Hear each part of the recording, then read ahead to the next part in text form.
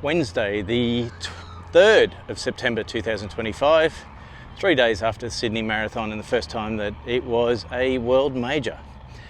What a week it was. What a spectacular weekend. Sydney has always put on a great show, and even today, for those that are out and still around, which is not many, because it's pretty subdued at the Opera House, pretty much like it normally is. But the Sydney Harbour is putting on a display, as she always does in this sort of weather. Reflections of the race. Went into the race injured with a right ITB. Haven't done a lot of training and leading into the race, so that was a bit of a challenge, but I knew what I was getting myself into.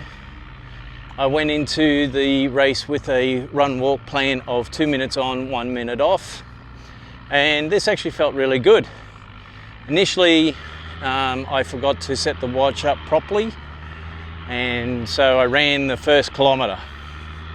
It was too busy to stop on Miller Street, so when we got down to the bridge where there was a bit more space, I pulled over to the side, fixed the watch and went on, and I actually felt really comfortable through the first 26 Ks doing the run walk. I didn't miss any. I was running good pace. I was averaging 7 minutes for the kilometres. So that was really good. I was happy with that. And then at the back end of 26, the hamstring started to tighten on the right-hand side.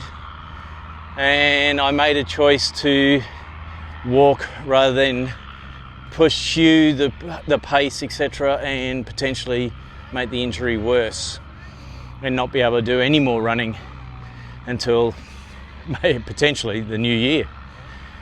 So I walked pretty much 15 Ks in the heat of Sydney, but it was beautiful, great atmosphere, the crowds were amazing, and got to the top of Macquarie Street about probably 41 and a half, maybe a bit less, and decided to run down to the Opera House.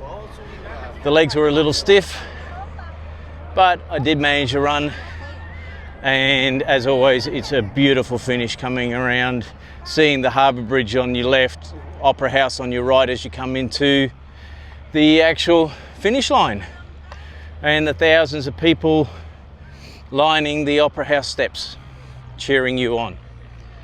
I was fortunate enough to have a few athletes that didn't get a chance to race through Can2 and other ways. This year's Sydney Marathon, they came down and supported us.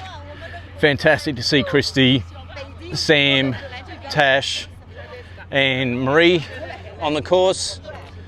Always inspiring. And then Anne and Steffi and Kat while racing.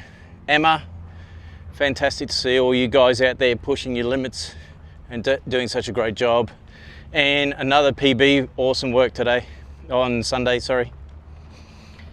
So, where to from now?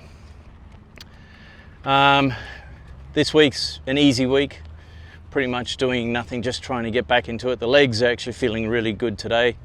There's no muscle fatigue or soreness, so that's a real big positive. Probably won't run maybe until Saturday or early next week. That'll be the first runs, and then it's just a transition build phase, get back into running, try and build the fitness up again, and then chase the goals. Now the goal is for me to run Berlin Marathon in 2028 for my 60th birthday,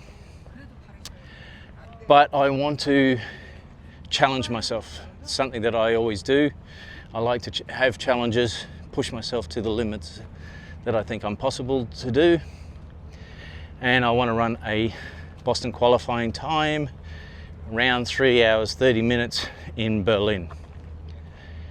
So it's a 3-year plan, a bit like the Olympics. So I've got 3 years to try and hit this. Each year I'm going to chase a 30-minute PB in the marathon. Not sure which races yet next year. I'll put my name in the ballot for the Sydney, but I'd be surprised if I get it again. So there's Gold Coast, there's Brisbane, there's Sunshine Coast, there's Mudgee, Canberra. Canberra's probably a bit close. There's a whole range of marathons next year. Wouldn't mind Mudgee. It's a little bit away, it's a quieter race. Beautiful wineries, gives us an excuse to do some wine tasting afterwards. So yeah, see what happens, but that's the plan. What I've got to do is I've got to start training properly, and if I want to achieve this goal, I've got to start training professionally. It's what I ask of my athletes. I've got to start doing the same. I've got to start prioritising my own training as much as anything. I've always put it on the back burner at times because I'm coaching and I don't have that much time at times. So the next 3 years, it's a bit of a priority. I've got to work on my nutrition. I'm currently about 10 kilos over my ideal race weight. Haven't been able to really lose that, and it hasn't helped being injured, where you have a tendency to go towards the fast foods, sugary foods, just for that endorphin kick that you get out of it. Not ideal, but that's what we're going to do. Then, as another matter of priority, is strength work. Now, I've just contacted Veterans Benefits Australia, and I'll be going back to an exercise physiologist to help me get to the goal, get me strong again, get me functioning correctly, and I'll be doing running analysis of myself. I'll be sharing all of this as well. So if you want to follow along, please do. If you want to join in, there's going to be some Strava challenges as well. Trying to engage a community to do the same thing. If you want to join the plan, send me a message and we can do the same. And yeah, just want to make it a big community. Hopefully I can share some tips along the way, tricks, advice, all those sort of things. And yeah, hit the goal at the end. All right, so here we are at the Opera House. As you can see, it is a lot quieter from Sunday, but still a beautiful day in Sydney. All right, guys, enjoy, have a great week, and we'll see you in the next one. Have a great one, bye.